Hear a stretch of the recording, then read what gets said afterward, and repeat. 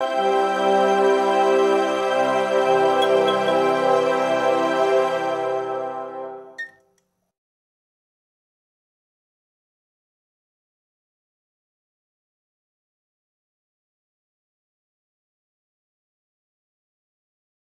asked him a lot of questions about the real Bernie, about the dynamics. I tried to get as much information as I could. They were sensitive conversations because I was essentially asking him about how specifically far he thought, these kind of indiscretions were going in an emotional way, in a physical way.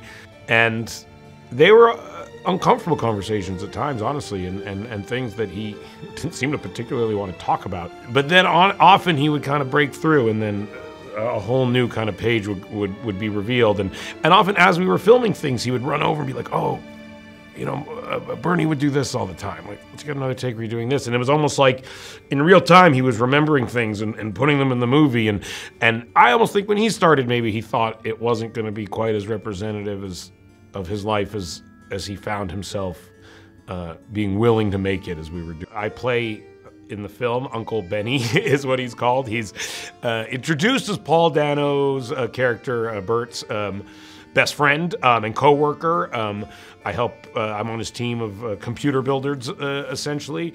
And I've kind of like entrenched myself in their family. I seem very comfortable there. I seem like I've made myself at home.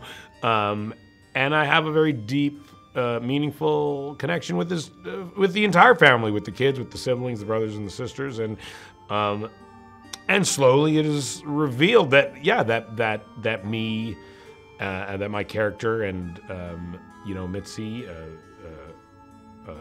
Sammy's mother, are in love with each other.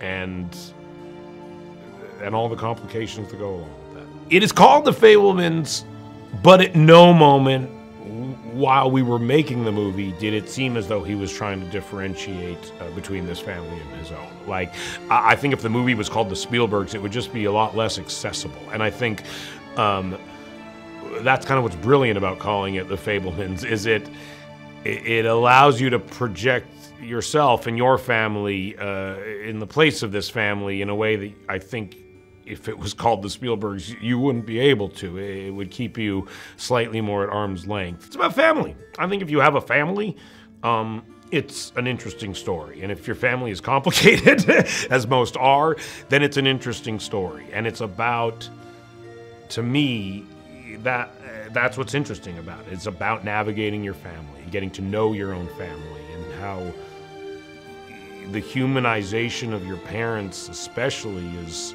kind of a tragic yet beautiful thing that happens to a lot of us. And I think that's something that almost everyone experiences in some way. This camping trip we shot over the course of a few days, and in it is when the footage is captured that ultimately kind of reveals the relationship between Benny and Mitzi,